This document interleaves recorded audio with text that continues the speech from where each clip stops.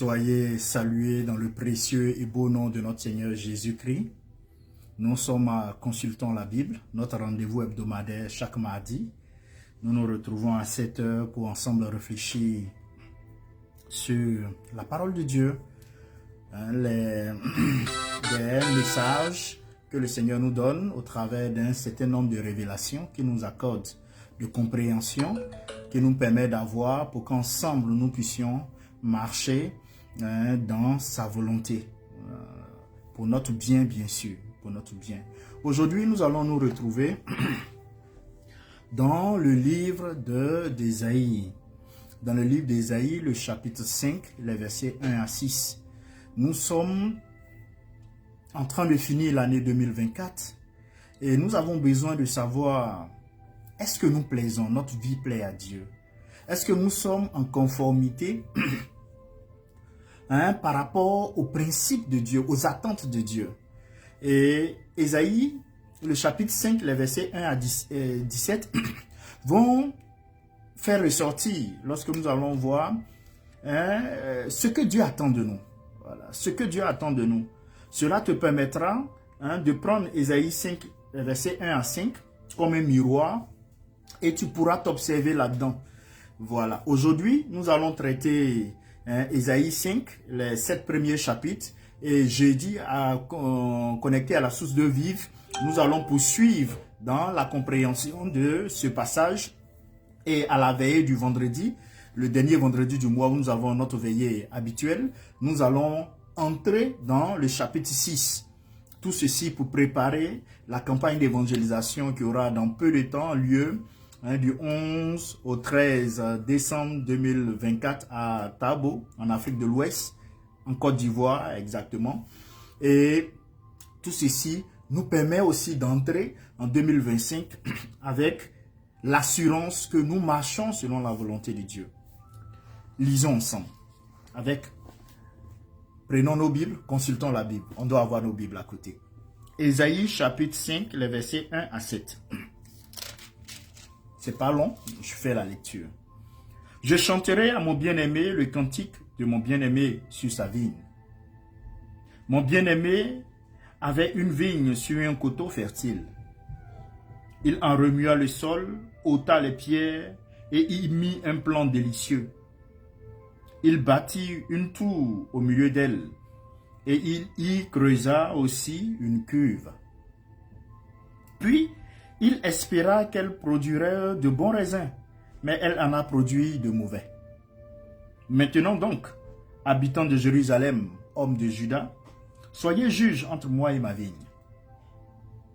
Qui avait-il encore à faire à ma vigne, que je n'ai pas fait pour elle?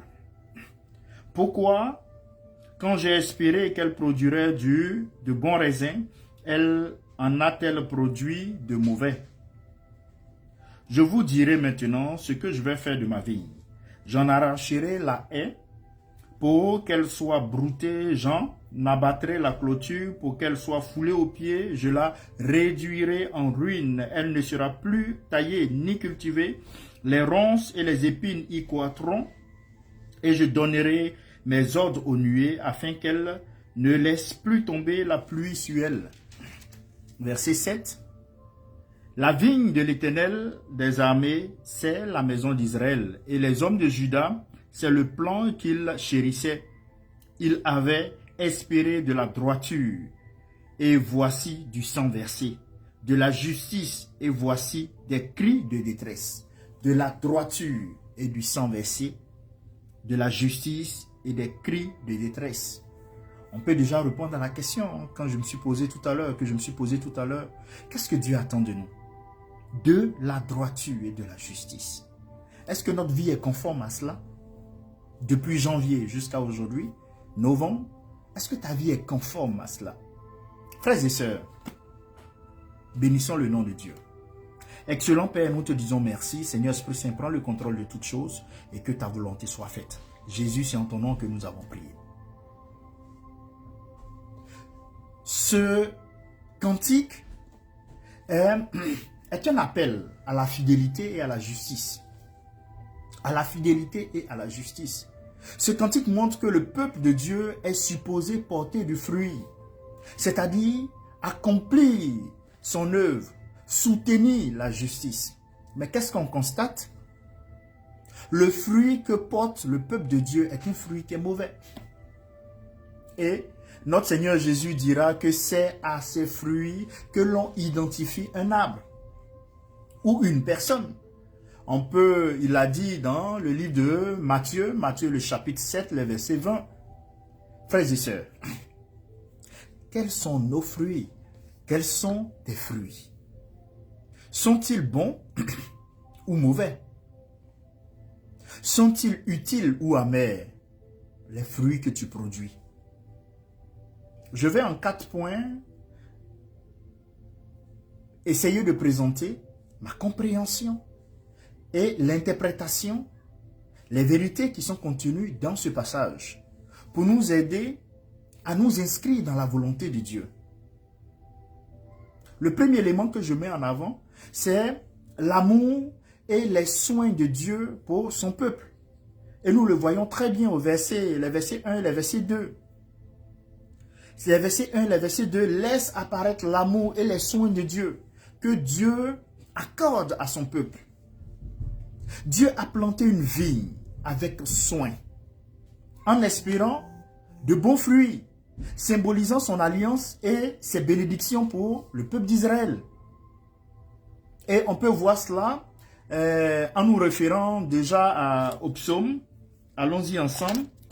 Le psaume 80. Le psaume 80, le verset 9. Voyez ce que le Seigneur nous dit là. Il nous dit, « Tu avais arraché de l'Égypte une vigne. Tu as chassé des nations et tu l'as plantée. Tu as fait place devant elle. Elle a jeté des racines et rempli la terre. » Le verset 11. « Les montagnes étaient couvertes de son ombre et ses rameaux étaient comme des cèdres de Dieu. » Pour montrer le soin qui était accordé, les dispositions que le Seigneur a prises pour que son peuple soit à l'aise. Et Dieu, pour toi, pour ta vie, il prend les dispositions pour que tu sois à l'aise, en paix, pour que tu t'inscrives dans sa volonté, la droiture et la justice. Dieu fait de telle sorte qu'il y ait la pluie quand il le faut. Il fait de telle sorte qu'il y ait la moisson quand il le faut. Mais est-ce que toi, en retour, ta vie est conforme à cette attente de Dieu? C'est tout là l'intérêt de cette réflexion aujourd'hui en consultant la Bible.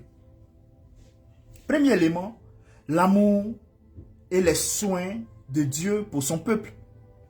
Et Jean, chapitre 15, les versets 1 à 2, vont nous dire, notre Seigneur Jésus nous dira, « Je suis le vrai cep, et mon Père est le vigneron.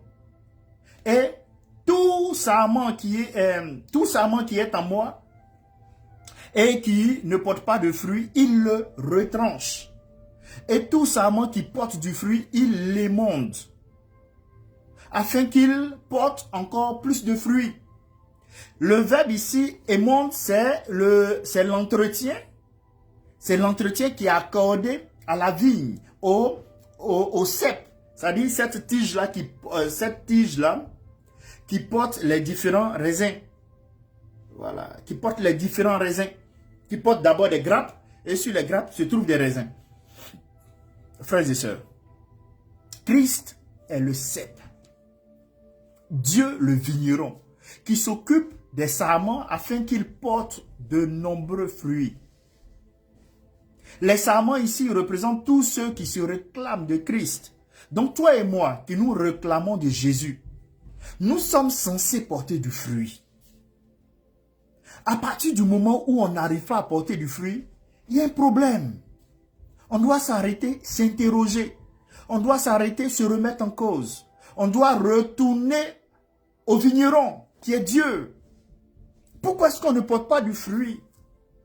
Parce que Dieu prend soin, il émonde ceux-là qui sont connectés à Jésus, qui sont censés porter du fruit. Non seulement étant connectés à Jésus, ils portent du fruit, mais Dieu les émonde, les entretient pour qu'ils puissent porter davantage de fruits. Frères et sœurs, qu'est-ce qu'on constate? Certains portent beaucoup de fruits. Et c'est ceux-là, les vrais croyants, qui vivent unis à Jésus. Ceux-là portent du fruit. D'autres, au contraire, sont improductifs. Ce sont ceux qui se détournent de lui après une profession de foi superficielle. Superficielle. Et ceux-là, frères et sœurs, ce qui est encore dangereux, ils seront séparés de la vigne et jetés au feu, car ils ne valent pas plus qu'un sarment mort. Ils ne valent pas plus qu'un sarment mort. Frères et sœurs, la vigne est une plante qui est très productive. La vigne est une plante qui est très productive. Un seul cep porte de nombreuses grappes de raisin. Une tige, tu vois, il y a beaucoup de grappes de raisin, si vous voulez des branches. Et sur ces branches-là, vous allez trouver les boules de raisin.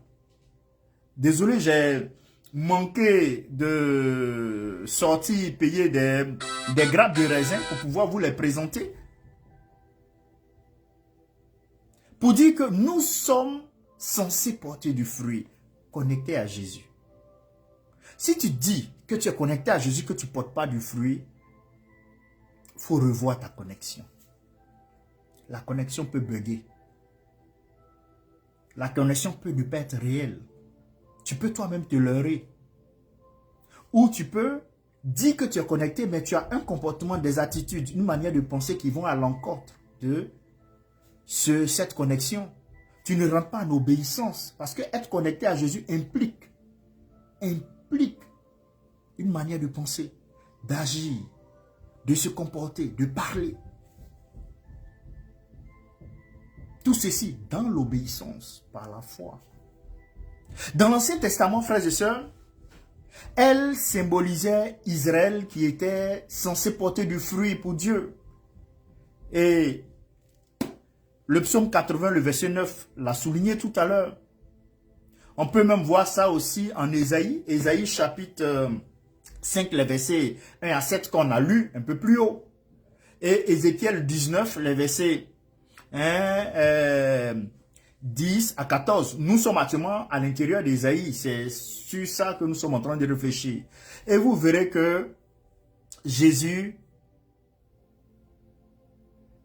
attire notre attention. Que pour porter le fruit, nous devons être connectés à lui. Lors du repas de la Pâque, le fruit de la vigne symbolisait la bonté de Dieu envers son peuple. La vigne porte du fruit. Le fruit de la vigne symbolise la bonté de Dieu. La bonté de Dieu. Jésus fait une distinction entre deux sortes de soins accordés à la vigne. Il y a la coupe et il y a la taille. Il y a la coupe et il y a la taille. On taille les sarments qui portent du fruit afin de faciliter leur croissance. C'est-à-dire, j'ai expliqué ça, je le dis, en d'autres termes, Dieu doit quelquefois nous discipliner afin de fortifier notre caractère et notre foi. Donc, il nous taille les attitudes, les comportements qui sont en nous, sur nous, qui nous empêchent d'être totalement obéissants, d'être totalement productifs. Dieu les enlève. En les enlevant, ça peut nous faire mal. Ça peut être une amitié qui t'enlève. Ça peut être un travail qui t'enlève. Ça peut être dans une situation qui t'enlève. Ça te fait mal, mais c'est pour te permettre de croître. Et c'est la taille. C'est comme ça on taille la vigne. Et c'est comme ça Dieu, en prenant, émonde la vigne. Il nous émonde aussi. Dieu nous émonde aussi. Frères et sœurs, et quand il le fait, hein, par rapport à notre caractère et notre foi, il nous aiguise. Quant aux sarments qui ne portent pas de fruits, qu'est-ce que le Seigneur fait? Ceux-là, ils sont coupés. Le Seigneur les coupe. Ils sont coupés, enlevés du cep. Non seulement parce qu'ils n'ont aucune utilité, mais aussi parce que bien souvent, ils nuisent au bon développement de tout le plan. C'est ça les mauvais chrétiens qui sont dans l'église, dans la communauté. Ils vont décourager les autres. Ils ne sont pas à l'heure au rendez-vous de prière. Ils ne viennent pas au rendez-vous de prière. Ils ne participent pas. Donc, ça emmène les nouveaux chrétiens à se dire, mais oh, on peut avoir cette paresse spirituelle-là et puis se dire chrétien.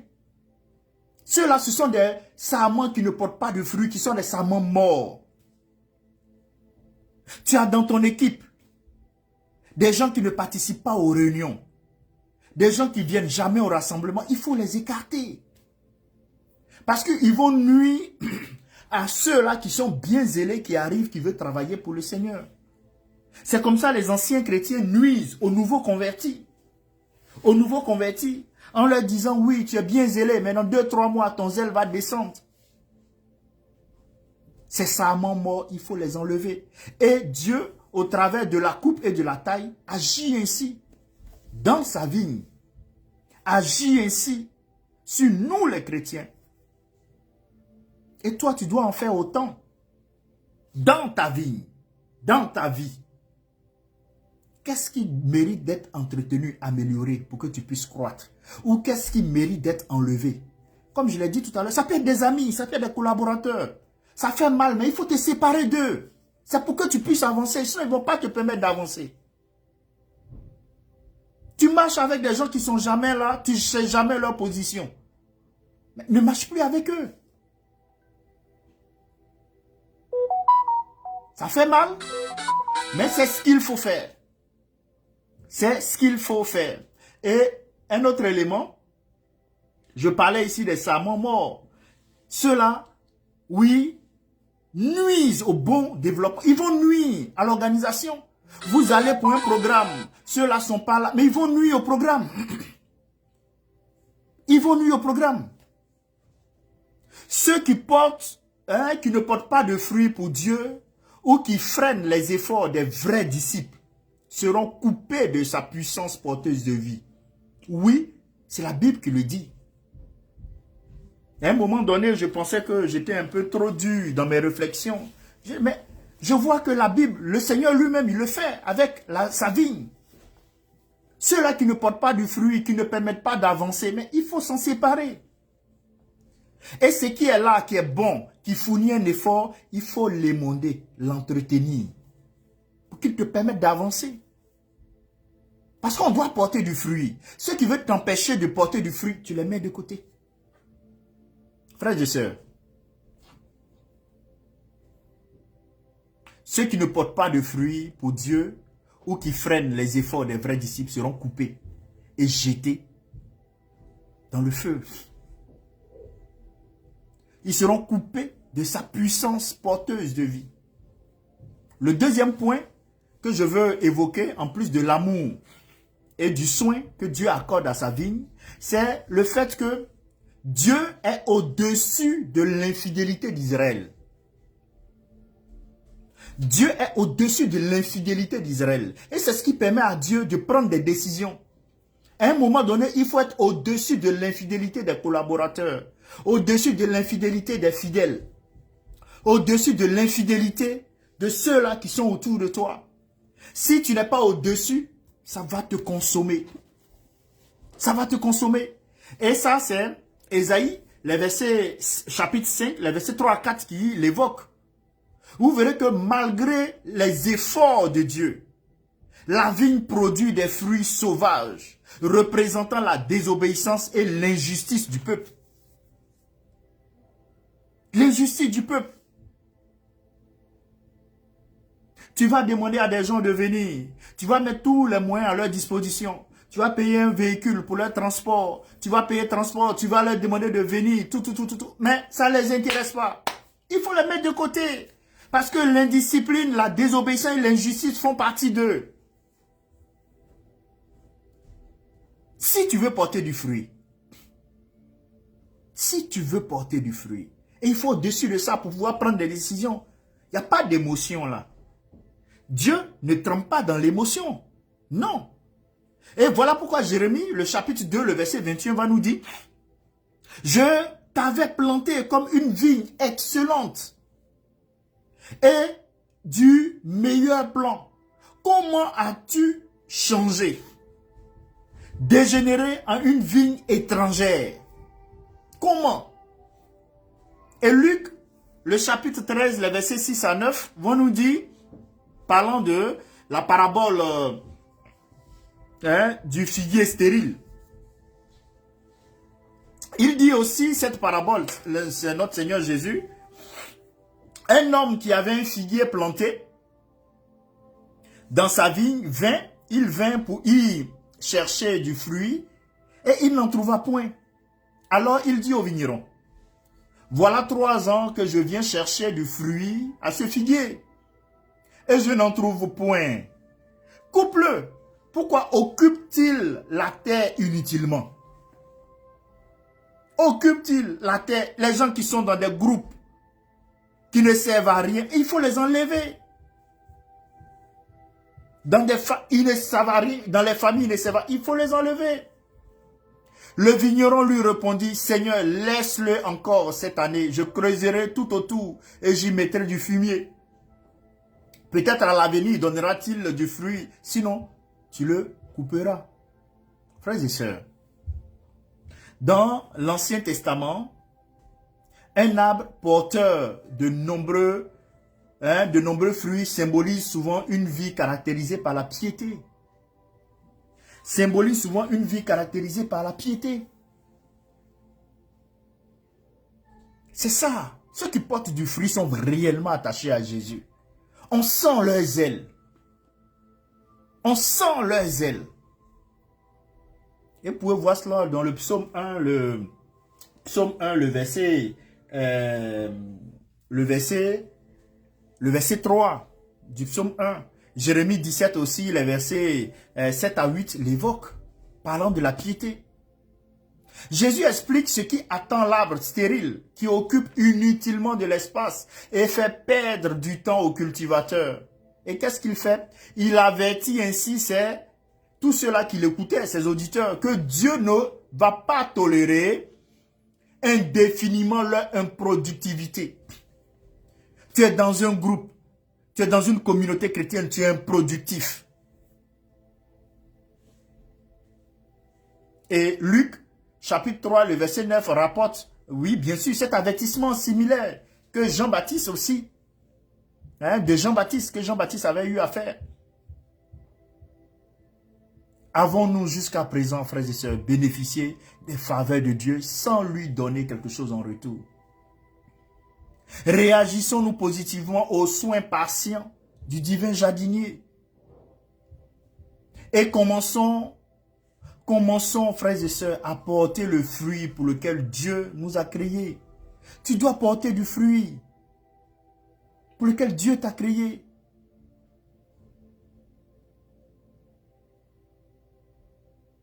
Tu n'es ni chaud, tu n'es ni froid.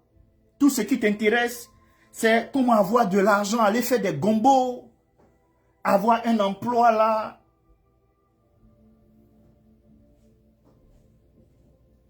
Mais quand tu seras à la retraite, tu deviendras quoi? Parce que la retraite viendra. Si toute ta vie a été dirigée par rechercher l'argent, mais à un moment donné, la retraite viendra. Que feras-tu? Est-ce que c'est pour avoir des milliards que tu es venu sur cette terre? Des biens colossaux que tu es venu sur cette terre? Je ne suis pas en train de dire qu'on ne va pas être riche. Nous sommes riches. Moi, je suis riche en Jésus. Parce que j'ai ce dont j'ai besoin, quand je le veux, je l'ai. Je suis riche. Pour la gloire de Dieu. Je ne l'ai pas de façon superflue. Non. Pour qu'après ça me rende orgueilleux, imbu de... Non, non, non, non, non. Le psalmiste dira, ne me rends pas trop pauvre, pour que je te maudis, trop riche pour que je t'oublie. C'est ça. Dieu ne va pas tolérer indéfiniment ceux qui sont improductifs. Il faut qu'on puisse commencer à porter du fruit pour lequel Dieu nous a créés. Dieu ne t'a pas créé pour que tu aies papa, tu aies maman. C'est ça seulement qui t'intéresse. Tu es là, tu cherches tes parents seulement. Tu es orphelin, tu es orpheline, tu cherches parents. C'est ta priorité. Comme il n'y a pas parents, le ciel doit se renverser sur la terre. Non.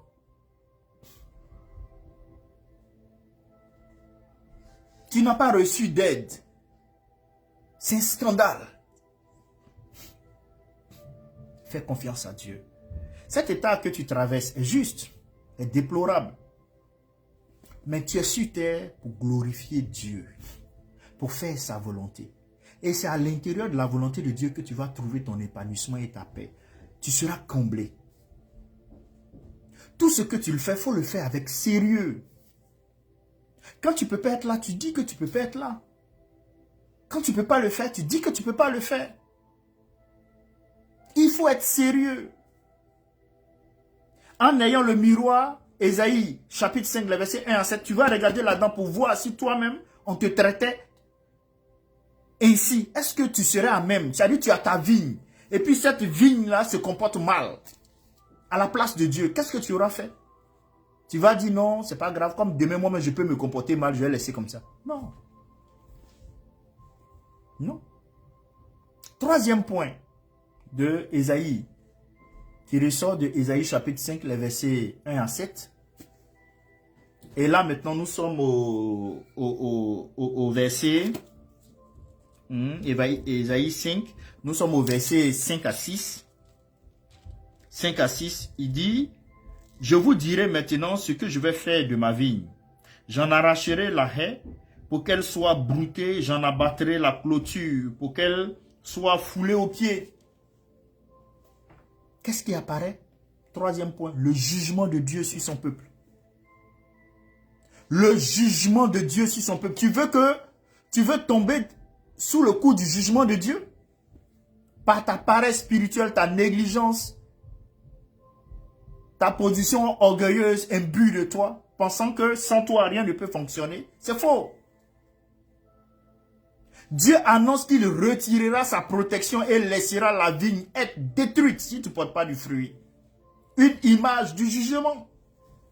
Une image du jugement. Et lorsqu'on remonte dans Matthieu, le chapitre 21, les versets 33 à 34, la parole du vigneron infidèle, c'est pareil. Les personnages de cette parabole sont facilement identifiables. On va voir à l'intérieur,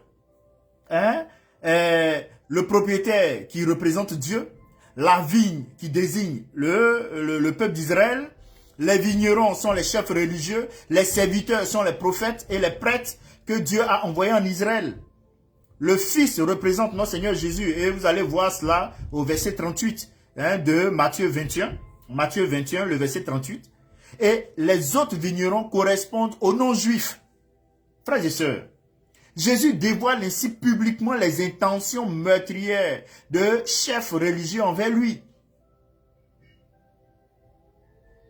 Mais aussi dans nos communautés, dans nos rassemblements, dans nos équipes, dans nos églises, il y a certains aussi qui sont là, à l'intérieur, mais qui ont des intentions meurtrières.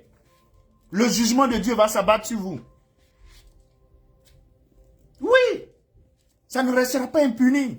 Cette paresse spirituelle, cette négligence, ce manque de respect, non.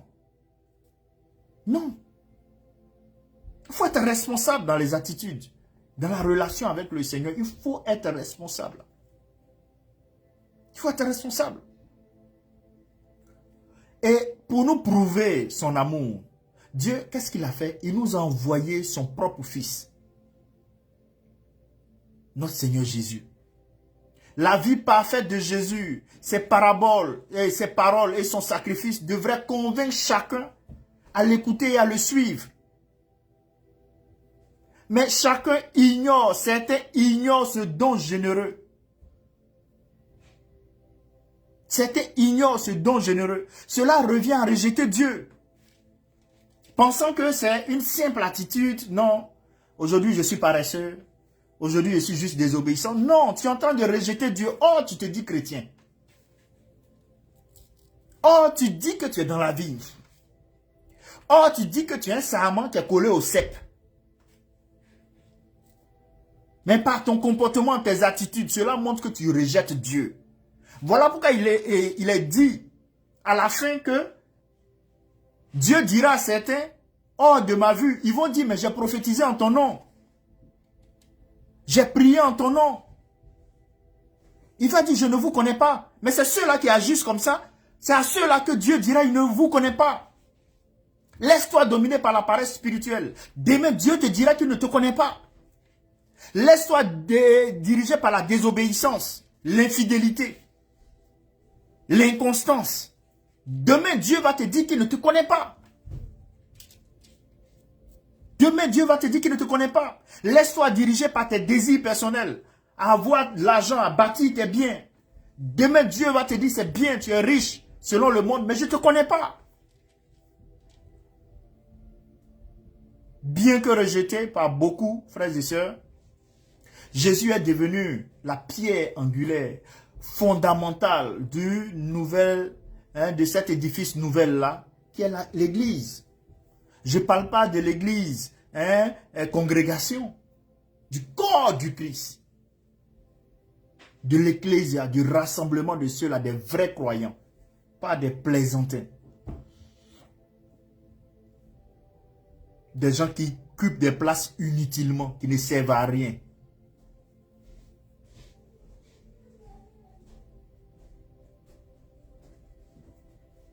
Frères et sœurs, quand on prend Hébreux, le chapitre 10, les versets 30 à 31, il est dit, il est terrible de tomber entre les mains du Dieu vivant. Tu t'es une fois interrogé, est-ce que ton attitude, voilà pourquoi j'ai dit de prendre le passage d'Ésaïe, chapitre 5, les versets 1 à 7, comme un miroir, pour voir depuis janvier jusqu'à aujourd'hui, quelle a été ta vie, comment tu vis. Est-ce que tu n'es pas en train d'aller te jeter dans la main de Dieu pour que son jugement s'abatte sur toi? Alors que tu dis que tu es chrétien. Jésus affirme que Dieu est au courant, frères et sœurs, de tout ce qui se passe. Même ce qui arrive aux moineaux. Même ce qui arrive aux moineaux, Dieu sait, à plus forte raison toi. Or, à ses yeux, nous valons bien plus que ces moineaux. Nous avons tellement de valeur qu'il a envoyé son Fils unique pour mourir pour nous. Jean 3,16, que vous connaissez très bien. Frères et sœurs, s'il nous prête une telle importance, notre Dieu, nous n'avons pas à redouter les menaces personnelles, ni les épreuves. Ni les épreuves. Pour t'engager, pour être sincère avec le Seigneur, tu as peur. Du quand dira-t-on? Du quand dira-t-on? Cela te rend inconstant. Frères et sœurs, les difficultés, les épreuves ne doivent pas ébranler son amour pour nous. Non. Ça ne peut même pas déloger le Saint-Esprit qui est en nous. Lui, il est fidèle. Lui, il est fidèle. Et cette assurance ne signifie toutefois pas que Dieu veuille nous épargner des ennuis. Hébreux 10, 16, vous allez voir, on peut avoir des problèmes. Mais cela ne dit pas que le Seigneur n'est pas avec nous. Tu peux être face à ce grand projet. Tu as commencé le projet, les financements manquent. Tu te demandes, mais est-ce que c'est Dieu qui t'a demandé de faire le projet? Mais des fois dans le ministère, on te dit, est-ce que c'est vraiment Dieu qui m'a appelé à ce ministère? Parce que par moment, tu es face à de grandes situations, de grandes décisions à prendre. Mais le Seigneur rassure. Il est avec moi. Fais-moi confiance. Et que tout ce que j'ai commencé, je l'achève. Il a promis être avec nous jusqu'à la fin du monde. Mais pourquoi t'inquiéter pour peu? Pourquoi? Frères et sœurs, tu peux connaître des temps difficiles. Mais ces temps difficiles ne doivent pas influer sur ta relation avec le Seigneur. Non. Tu es inquiet. Est-ce que tu vas avoir un emploi? Est-ce que tu vas être muté? Pour ça, tu deviens inconstant et infidèle vis-à-vis du Seigneur. Ce qui met ici en relief la valeur de quelqu'un, c'est sa capacité de résister aux tensions et aux pressions et sa façon de se comporter face aux difficultés de la vie quotidienne. C'est en cela qu'on dit que tu es chrétien. C'est en cela qu'on dit que tu es ce sarment-là qui est connecté au cep, qui porte du fruit. Ce n'est pas seulement que quand tout est aisé. Frères et sœurs, ceux qui restent fidèles à Christ, malgré les difficultés, ont une valeur durable. Et ceux-là vont recevoir de grandes récompenses. De grandes récompenses. Vous pouvez voir en Hébreu chapitre 5, les versets 11 à 12. Beaucoup aujourd'hui prennent les difficultés comme argument pour abandonner le Seigneur. Je suis orphelin. Je n'ai pas les moyens financiers. Personne ne m'aide. Voilà tel projet j'ai, personne ne m'aide. Donc pour ça, tu deviens amer, désobéissant, irrespectueux. Non. Non, du tout. Les voies de Dieu ne sont pas nos voies, frères et sœurs. Voilà pourquoi nous devons être connectés au cep, à Jésus-Christ. Lui seul peut nous permettre de porter du fruit. Et lorsque nous sommes connectés à Jésus, le Père qui est le vigneron va maintenant prendre soin de nous en nous émaudant. Il va couper et il va tailler. Il va couper ce qui nous empêche de rentrer dans notre bénédiction et il va tailler ce qui nous empêche de croître. Lui-même, il le fait. C'est ce que la Bible dit, c'est lui qui le fait. C'est Dieu qui va te transformer par le Saint-Esprit. Il te rend de gloire en gloire, il te rend meilleur. Pourquoi? Parce que tu es soumis. Tu es obéissant à Jésus-Christ. Tu es sensible aux instructions du Saint-Esprit. C'est en cela que tu vas porter du fruit. Toutes les bénédictions que vous allez entendre dans peu de temps, décembre, le mois des bénédictions, de foi vide. Parce que ceux-mêmes qui reçoivent ces proclamations-là, même ils ne croient même pas en ça. Ou quand ils croient, ils pensent que, comme on a proclamé telle bénédiction dans ma vie, ça va arriver comme ça. Non, il y a un effort à faire. Le peuple d'Israël a été libéré. Le Seigneur a dit, il a enlevé cette vigne-là de l'Égypte pour venir la planter à Canaan. Mais quand le peuple d'Israël est rentré à Canaan, ils sont rentrés en conquérant, en train de conquérir, faire guerre. Alors que le Seigneur leur a dit que cet espace-là vous appartient. Toi, Dieu te dit que tu es béni, tu vas t'en sortir, tu vas être élevé et tu es paresseux. Tu refuses de travailler parce que tu attends que la bénédiction vienne comme ça. Tu es inconstant. Parce que un prophète, un pasteur, un prophète, un homme de Dieu a prophétisé sur ta vie. Donc tu es là, tu attends.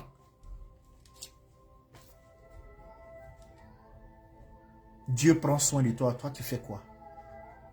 Tu es paresseux? Tu es inconstant? Hein? Tu n'es pas attaché au Seigneur? C'est ce que tu fais? Voilà. C'est ce que tu fais? Mais ça, c'est pas bénéfique. Ni pour toi, ni pour ton environnement. Frères et sœurs, Dieu nous accorde beaucoup de valeur. Mais est-ce que nous-mêmes, nous nous accordons de la valeur? Est-ce que toi-même, tu t'accordes de la valeur? Le quatrième élément sur lequel je vais finir, c'est l'accusation directe contre Israël. Et là, c'est le verset 7. Le verset 7 nous dit, la vigne de l'Éternel des armées, c'est la maison d'Israël. Très clair. Les hommes de Juda, c'est le plan qu'ils chérissaient. Ils avaient espéré de la droiture, et voici du sang versé, de la justice, et voici des cris de détresse. Dieu espérait la justice. En hébreu, on vous dira mispat. La justice sont des thèmes. Et comme on appelle la droiture, c'est d'aqua. Quand on lit les textes originaux, ce sont ces expressions qui apparaissent. Dieu espérait la justice, mais qu'est-ce qu'il fait? Il trouve l'oppression. Est-ce que dans ta vie, ce n'est pas pareil? Au moment où Dieu espère la justice dans ta vie, Mais c'est l'oppression qui apparaît. Au moins, Dieu espère que tu sois droit, c'est-à-dire le tzedakwa. Mais il trouve quoi? Des cris de détresse. Et Amos, le prophète, en son chapitre 5, le verset 24, va nous dire que la justice coule comme un fleuve. Normalement, la justice devait pouvoir couler en nous parce que nous sommes connectés au cep. Mais malheureusement, ce n'est pas ça. La bonne intelligence devait couler dans les enfants de Dieu. Tu appartiens à une organisation, à une réunion. On a convoqué la réunion, tu es informé de la réunion, tu n'es pas là. La moindre des choses, c'est d'appeler le responsable pour présenter des excuses. C'est aussi difficile que ça. Si c'est difficile, c'est un manque de respect, un manque de considération ou manque d'appartenance. Ou de foi en cela. C'est simple. Tu oublies de prier. Tu ne consultes pas le Seigneur avant de prendre tes décisions. Tu prends tes décisions, demain tu te retrouves face au mur. Et là maintenant, Dieu, lui maintenant, il doit se mettre en branle pour résoudre toi ton problème. Tu vas assumer. Michée, le chapitre 6, le verset 8 nous dit, ce que l'Éternel demande de toi, c'est pratiquer la justice, aimer la miséricorde, marcher humblement avec ton Dieu. Est-ce que c'est ce que ta vie reflète depuis janvier jusqu'à aujourd'hui? Tu pratiques la justice? Tu aimes la miséricorde? Tu marches humblement avec ton Dieu? Donc moi, je ne vois pas. Je ne vois pas. Le peuple a essayé divers moyens de plaire à Dieu. Alors que lui, clairement, leur a exprimé ce qu'il voulait. Il veut quoi? Des vies transformées. Des vies transformées. Qui rentrent en obéissance. Qui pratiquent la justice, qui pratiquent la miséricorde. Des vies humbles. Des cœurs humbles.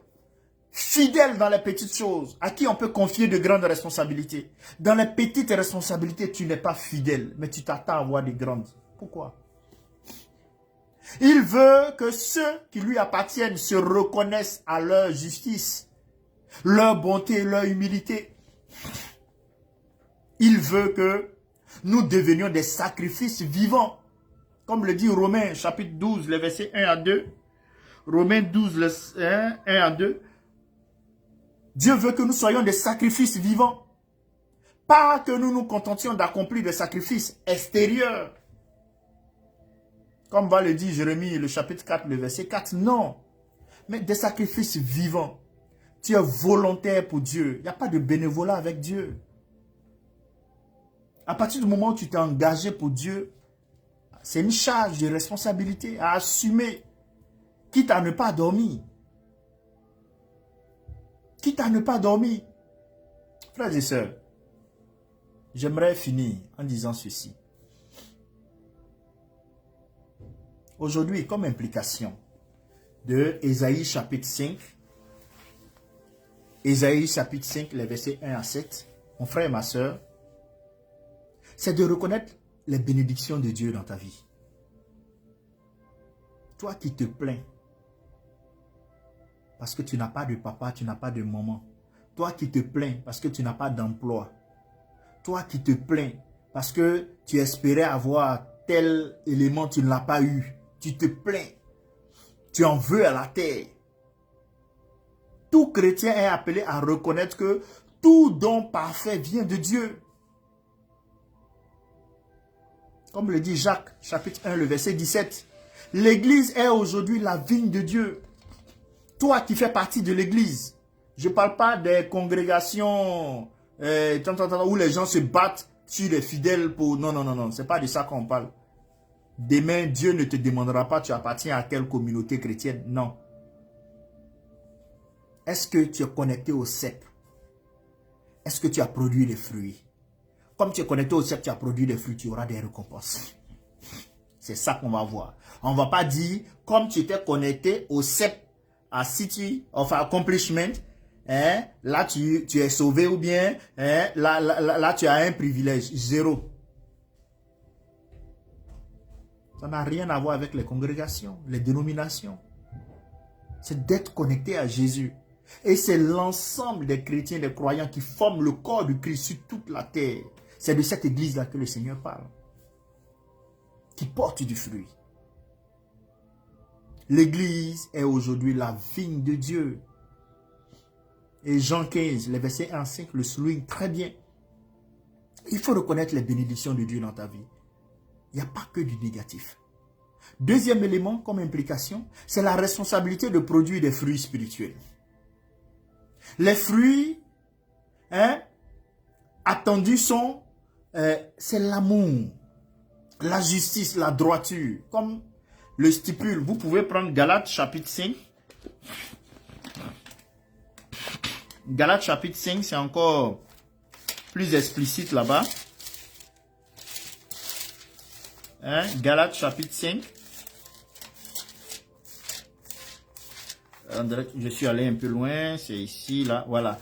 Galates chapitre 5, vous allez voir. Galates 5, 22. Le fruit de l'esprit, c'est l'amour, la joie, la paix, la patience, la bonté, la bénignité, la fidélité, la douceur, la tempérance. On doit pouvoir produire ça en tant que chrétien. Tu ne produis pas cela, il y a problème, mon frère, ma soeur. Il y a problème. Et le manque de fruits peut conduire à une perte de faveur divine. Comme le dit Matthieu chapitre 3, le verset 10. Mais toi-même, imagine ta vie. Et regarde, observe ta vie. Tu es improductif. Ça va toi-même te décourager. Tu ne sais à rien dans la communauté chrétienne. Tu sais à quoi? Tu es propre. Tu es dans un endroit, mais on ne sait même pas que tu es chrétien. Parce que tu es arrivé dans une ville où personne ne te connaît. Tu te vis comme pour les païens. C'est ça. Tu es arrivé dans la ville, tu vis comme pour les païens. Tu vis comme les païens, pardon. Tu n'apportes rien à la communauté chrétienne. Au corps du Christ, tu n'apportes rien. Parce que tu es infidèle, tu es indiscipliné, tu es désobéissant. Aucun respect pour les dons parfaits de Dieu. Les grâces que Dieu t'accorde, le soin que Dieu t'accorde. Parce que tu vas toujours trouver cela insuffisant. Dieu n'a pas fait assez. C'est par toi-même que tu as atteint ce niveau.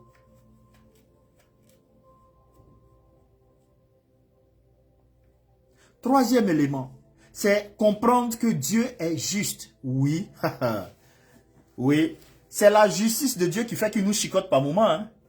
Dieu est amour, c'est vrai. Mais comme il est juste, si tu as craché en l'air, ça va descendre sur ta tête. Et ça descend sur sa tête, mais il t'aime. C'est ça la justice de Dieu. Tout jugement de Dieu est motivé par la justice et vise à corriger et à rétablir. Il faut lire Hébreux 12, le verset 6. Voilà.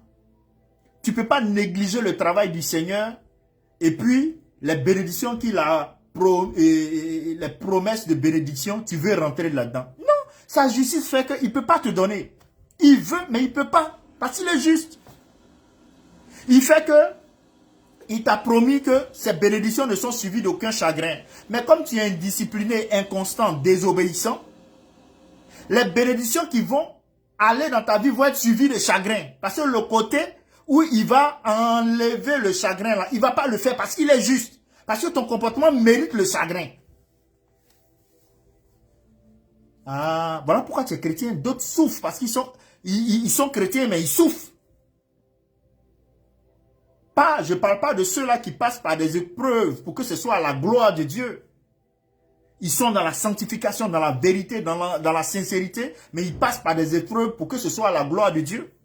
Je ne parle pas de ceux-là. Ceux-là, ils sont dans un très bon combat. Mais je parle de toi qui es négligent, qui est paresseux spirituellement, qui est égoïste, méchant. Mais tu veux la protection du Seigneur. Tu veux la bénédiction de Dieu. Tu veux réussir tout ce que tu entreprends. Ça ne marche pas. Tu vas avoir un semblant de réussite, mais le chagrin accompagne. Ou bien à défaut même, le Seigneur va souffler là-dessus à un moment donné, et puis ça part. Et puis tu vois que tu n'as plus rien. Malheureux, honteux.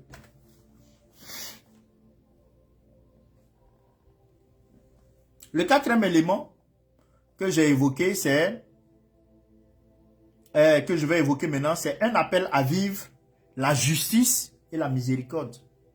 Et tous les chrétiens sont appelés à être des agents de changement dans un monde corrompu. En manifestant les valeurs du royaume. Oh, j'aime ça. Matthieu 5, 14, 16. Tu es sel et lumière. Mais dans le village, dans la ville où tu es là. Comme ceux qui te connaissaient dans la capitale ne sont pas avec toi là-bas.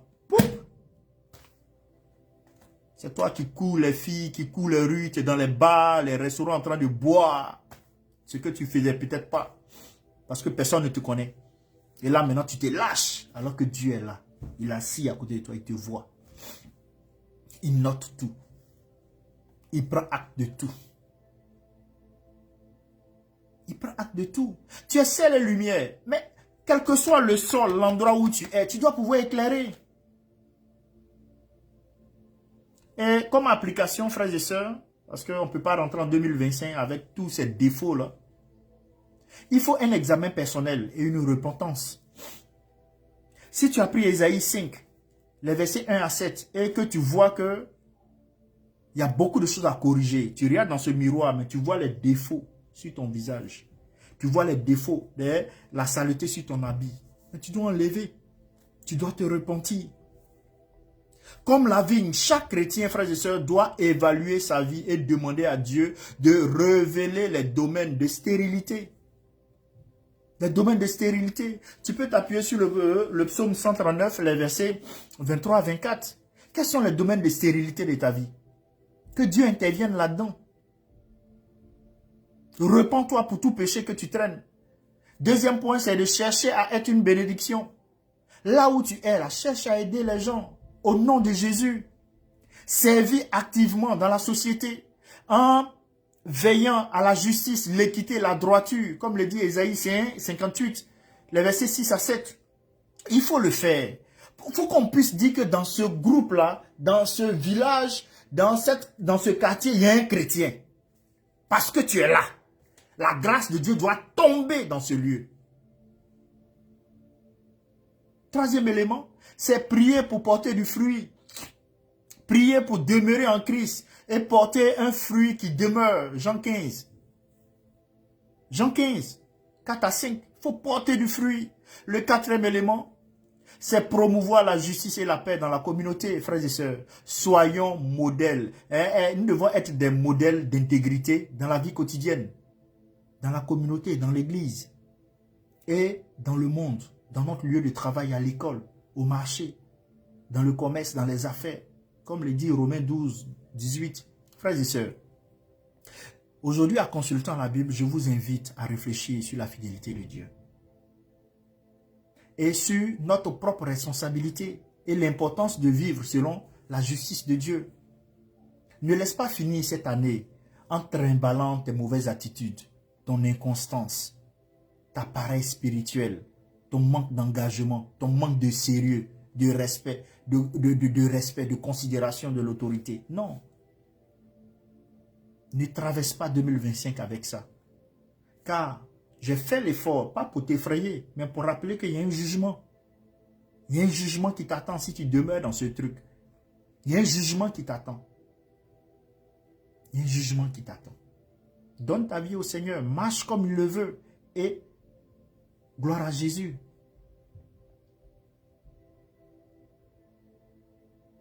Jeudi, à consultant la Bible, je vais poursuivre encore avec ce passage de Ésaïe chapitre 5 pour qu'on puisse cerner toutes les vérités qui sont contenues, pour qu'on puisse avoir cette vie-là de fidélité à Dieu, de responsabilité et de l'importance de vivre vraiment dans la justice. Et pendant la prière de vendredi à la veillée, nous allons appuyer, nous allons rentrer avec Ésaïe chapitre 6.